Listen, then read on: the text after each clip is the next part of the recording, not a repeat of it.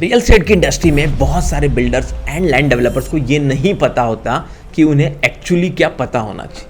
आपने बहुत ठीक सुना, बहुत सारे बिल्डर डेवलपर्स को ये बिल्कुल पता नहीं होता कि उन्हें क्या क्या चीज़ें पता होनी चाहिए रियल एस्टेट के बिजनेस को बहुत अच्छे से करने के लिए, बहुत सक्सेसफुल एंटरप्रेन्योर बनने के लिए। रियल एस्टेट दिल से सीरीज में मैं मेरे प्रैक्टिकल एक्सपीरियंस शेयर करता हूँ। जो 18 से 20 साल से मैं रियल एस्टेट इंडस्ट्री में काम कर रहा हूँ, जो 100 से ज़्यादा बिल्डर्स एंड डेवलपर्स के इंटरव्यू हम लोग ले चुके हैं, जो 2500 साल से ज़्यादा का रियल एस्टेट का एक्सपीरियंस बिल्डर डेवलपर हमारे साथ इंटरव्यू में शेयर कर चुके हैं, जो हमारी एक national best seller book real estate game changer में ऑलरेडी पब्लिश हो चुका है, और करीब 100 से ज़्यादा रियल एस्टेट सीईओज के साथ, बिल्डर्स एंड डेवलपर के साथ ऑन ग्राउंड काम करने के बाद मैं कुछ ऐसे पॉइंट्स इस सीरीज में आपके लिए लेकर आता हूं जो बहुत fact based, research based, on ground work based होते हैं। Friends, I am doctor Amol Maurya, real estate coach, real estate trainer, real estate author and entrepreneur. और मैं और मेरी टीम बहुत रिसर्च करके ये पॉइंट्स आपके लिए लेकर आते हैं, ऐसे टॉपिक लेकर आते हैं ताकि जिंदगी में आप रियल एस्टेट इंडस्ट्री को बहुत अच्छे से डिटेल में, डेप्थ में समझ सके, ऑर्गेनाइज वे से आगे जाकर रियल एस्टेट इंडस्ट्री काम करे। कम से कम 1 लाख रियल एस्टेट एंटरप्रेन्योर को 2047 तक हम एम्पावर करें, और अगर एक व्यक्ति 50 से 100 जॉब क्रिएट कर सका तो भारत में 50 लाख से 1 करोड़ नए जॉब रियल एस्टेट में क्रिएट हो। इसी मिशन के साथ हम ये सीरीज आपके लिए लेकर आए हैं। तो क्या नहीं पता है बिल्डर्स एंड डेवलपर्स को? क्या ऐसा नहीं पता बिल्डर डेवलपर्स को जिसकी वजह से उनका बिजनेस बर्बाद हो जाता है, कंपनी ग्रो नहीं कर पाती, लोग टिक नहीं पाते, पावरफुल टीम नहीं बन पाती? ऐसी क्या चीजें लैकिंग है? तो दोस्तों, मैं शुरुआत करता हूं सबसे पहले सबसे इंपॉर्टेंट डिपार्टमेंट के बारे में, इंपॉर्टेंट चीज के बारे में जो बिल्डर डेवलपर को बिल्कुल नहीं पता। बहुत सारे बिल्डर डेवलपर्स को लगता है कि भाई एक जगह खरीद लो, किसी और ने खरीदी थी, उसने पैसे बना लिए, तो हमने भी एक जगह खरीद ली, एक लेआउट काट लिया या एक प्रोजेक्ट बना दिया और अब वो बिक जाएगा, और बस वो काम शुरू कर देते हैं। और एक एम्प्लॉय रख लेते हैं, वो एम्प्लॉय का नाम होता है अकाउंटेंट, ज़्यादा से ज़्यादा होता है पानी पिलाने के लिए प्यून या रिसेप्शनिस्ट, और हो गई एक रियल एस्टेट की कंपनी यहाँ पे खत्म भैया। बस यही है रियल एस्टेट की रियल कहानी। बहुत सारी सिटीज़ में, specially tier 2, tier 3, tier 4 cities में बहुत सारे लोग ऐसा ही काम कर रहे हैं। 50 करोड़ के लेआउट, 100 करोड़ के लेआउट है, प्रोजेक्ट्स है, लेकिन 2 से 3 एम्प्लॉय और पूरी तरह से डिपेंडेंट है मार्केट में काम करने वाले ब्रोकर के भरोसे, एजेंट के भरोसे, चैनल पार्टनर्स के भरोसे। कोई इंटरनल सिस्टम नहीं, कोई इंटरनल टीम मेंबर्स नहीं, जो चल रहा है भगवान भरोसे चल रहा है। क्यों चल रहा है? क्योंकि कई सालों पहले पुश्तैनी प्रॉपर्टी रखी थी, एंशिएंट प्रॉपर्टी रखी थी, किसी ने किसी बच्चे को प्रॉपर्टी पिताजी से मिल गई, या मान लीजिए कोई सस्ती प्रॉपर्टी मिल गई, और सबको लगा कि हम भी बिल्डर बन जाएंगे, हम भी डेवलपर बन जाएंगे। अब क्या पता होना चाहिए और नहीं पता होने से क्या होता है, पहले ध्यान से समझिए।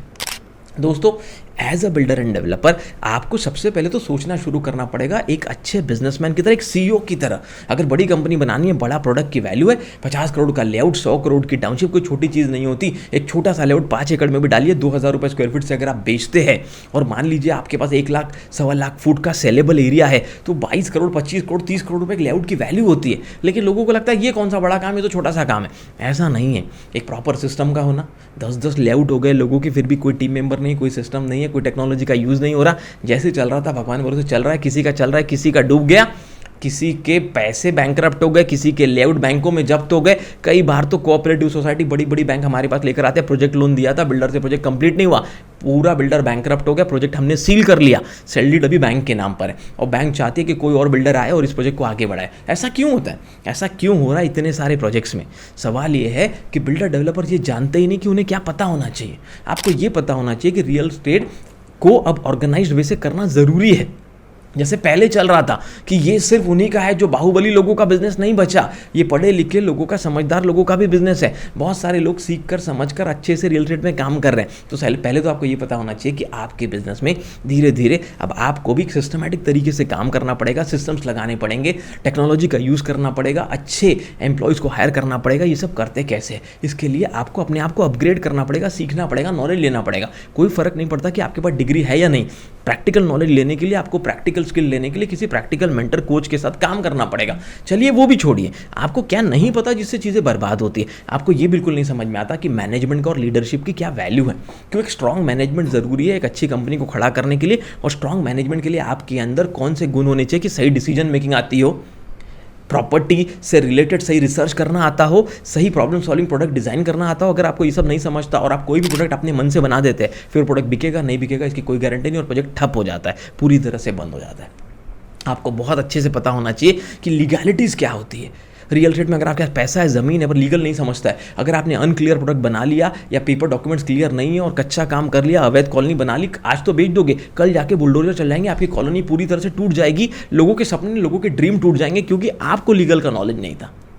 अगर आप समझते हैं कि अकाउंटिंग का मतलब सिर्फ अकाउंटेंट को सैलरी पे रखना और सेल परचेज के बिल बनाना या पैसे आए गए के बिल बनाना होता है, तो ये बहुत गलत है। अकाउंटिंग में आपको ये तक समझना ज़रूरी है कि भाई आगे जाके फाइनेंसेस को मैनेज कैसे किया जाता है, कैसे एक फाइनेंस मैनेजर की ज़रूरत होती है जिसको फाइनेंसेस का नॉलेज हो, कितने पैसे इस प्रोजेक्ट के अगले प्रोजेक्ट में लगाए, कितने रोक कर रखें। अब तो रेरा आ गया है, रेरा अकाउंट, एस्क्रो अकाउंट खोलना पड़ता है, लेकिन जहाँ रेरा रजिस्टर्ड प्रोजेक्ट ना हो, छोटी छोटी सिटी, छोटे छोटे गाँव में अभी भी पुराने तरीकों से काम किया जा रहा है और 4 प्रोजेक्ट में एंट्री कर लेते हैं। कंप्लीट करने के लिए एक प्रोजेक्ट के भी पैसे नहीं होते और चारों के चारों प्रोजेक्ट रुक जाते हैं। जो लोग प्रैक्टिकली इस इंडस्ट्री से जुड़े हैं वो मेरी बातों को दिल से समझ पा रहे होंगे, इसलिए रियल एस्टेट दिल से दिल तक की सीरीज में आपके लिए लेकर आया। लोगों को ये बिल्कुल नहीं समझता कि सब काम आप नहीं कर सकते, मार्केटिंग करना बहुत ज़रूरी है। दोस्तों, अगर आप किसी शहर में नंबर 1 क्वालिटी की मिठाई, सबसे टेस्टी मिठाई भी बनाते हैं, पर आपका पड़ोसी भी आपकी मिठाई नहीं खरीदता, अगर उसे नहीं पता कि आप मिठाई बेचते हैं, अगर आपको ब्रांड बनना है तो आपको लोगों को बताना पड़ेगा आप क्या काम करें, कैसे करें। आप एक बिल्डर हो चाहे डेवलपर हो, आपकी मार्केटिंग नहीं होगी, लोगों तक अवेयरनेस नहीं जाएगा, आपके प्रोडक्ट के बारे में नॉलेज नहीं मिलेगा, तो लोग आपको कांटेक्ट कैसे करेंगे, आपका प्रोडक्ट कैसे बिकेगा। मार्केटिंग जीरो करते और एक्सपेक्ट करते कि पूरी सेल्स बिक हो जाए, पूरा प्रोडक्ट बन जाता है और 8 फ्लैट खाली है 12 में से, पूरा लेआउट बन गया, डेवलप हो गया और 50 में से 40 प्लॉट खाली है। क्यों? क्योंकि लोगों तक मार्केटिंग की नहीं, बताया ही नहीं। सेल्स के भरोसे डिपेंडेंट रहे, उन एजेंट ब्रोकर्स के भरोसे डिपेंड रहे जो आप पे डिपेंडेंट है। अरे वो खुद तो कमीशन के लिए आप पे डिपेंडेंट है, आप पूरी जिंदगी उन पे डिपेंड होकर बैठे हुए हो, आप मार्केटिंग नहीं कर रहे, आप सेल्स उन पे डिपेंड होकर कर रहे हो। एटलीस्ट मार्केटिंग तो करो। लोगों को तो ये भी डिफरेंस नहीं पता कि मार्केटिंग और सेल्स में क्या डिफरेंस है, बहुत सारे बिल्डर डेवलपर्स को तो क्या नहीं पता, ये जानना बहुत ज़रूरी है। यही मेरे वीडियो का उद्देश्य है कि रियल एस्टेट दिल से सीरीज़ में आपको ये पता होना चाहिए। चलो ये सब पता भी चल गया, इसके बाद सबसे इंपॉर्टेंट ये पता ही नहीं होता कि रियल एस्टेट के ऑपरेशंस काम कैसे करते हैं, कैसे रियल एस्टेट में ऑपरेशन बहुत स्ट्रांग होना बहुत ज़रूरी है। Pre project, during project, after project, कितने अलग अलग प्रकार के ऑपरेशंस होते हैं। क्वालिटी को मेंटेन करना, टाइमली डिलीवरी देना, अपने कमिटमेंट्स को पूरा करना कितना ज़रूरी है। अगर आपको ये नहीं पता तो आपका विनाश निश्चित है आने वाले कुछ साल में, और कोई ऑप्शन नहीं है। लोगों को ये नहीं पता कि इतने सारे डिपार्टमेंट जो अभी तक मैंने बताया ये संभालने के लिए लोग लगते हैं, और आपके पास एक अच्छा ह्यूमन रिसोर्स का डिपार्टमेंट होना चाहिए। उन्हें रिक्रूट करने का, उन्हें ट्रेन करने का, उन्हें एम्पावर करने का एक सिस्टम, एक मैकेनिज्म होना चाहिए। आपके पास टेक्नोलॉजी को यूज़ करने के लिए प्रॉपर सिस्टम होना चाहिए। ये सब नहीं पता और आप काम शुरू कर देते, काम आगे बढ़ जाता है, फिर दिक्कतें आने लगती है, फिर गड़बड़ होने लगती है, फिर ओवर ट्रस्ट कर लेते हैं, ब्लाइंडली किसी चैनल पार्टनर पे ट्रस्ट कर लेते हैं, एजेंसी पे ट्रस्ट कर लेते हैं, वो आपको नुकसान पहुंचा देता है, वो आपका पूरा प्रोजेक्ट का बंटा ढार कर देता है। ऐसा कई लोगों के साथ कई बार हो चुका है। ऐसे ही तो केसेस लोग हमारे पास लेकर आते हैं। जब क्लैरिटी कॉल 1-to-1 मेरा बिल्डर डेवलपर्स के साथ होता है तो इसी तरीके की प्रॉब्लम्स कहते हैं, और वहीं से निकाल कर ये सब इन्फॉर्मेशन मैं आप तक पहुंचा रहा हूँ। और लास्ट और सबसे इंपॉर्टेंट डिपार्टमेंट, जब तक आपका ओवरऑल लेवल पे कंपनी का मैनेजमेंट स्ट्रांग नहीं होता, आपकी लीडरशिप स्किल बढ़ती नहीं, आपकी कंपनी ग्रो कर ही नहीं सकती।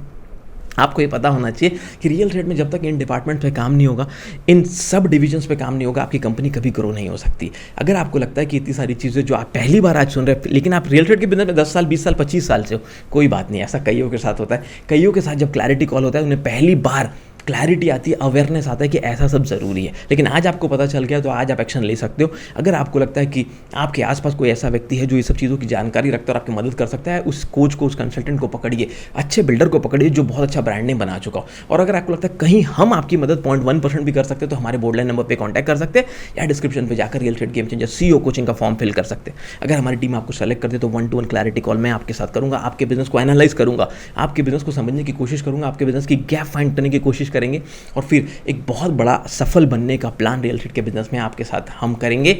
वो हो सकता है बिल्कुल, आप चाहे तो हमारे बोर्डलाइन नंबर पे भी कांटेक्ट कर सकते हैं। लेकिन सबसे इंपॉर्टेंट उद्देश्य था मेरा आपको ये बताना कि भारत में कई बिल्डर डेवलपर सालों से काम करें पर उन्हें ये नहीं पता कि उन्हें क्या पता होना चाहिए। शायद इस वीडियो के बाद आपको क्लैरिटी आ गई होगी कि आपको क्या क्या पता होना चाहिए, और जो आपको पता है अगर उससे रिलेटेड आप एक्शन लेंगे तो आप आने वाले समय में बहुत ultra successful, ultra rich builder बन सकते हैं, डेवलपर बन सकते हैं, एक CEO की तरह काम कर सकते हैं।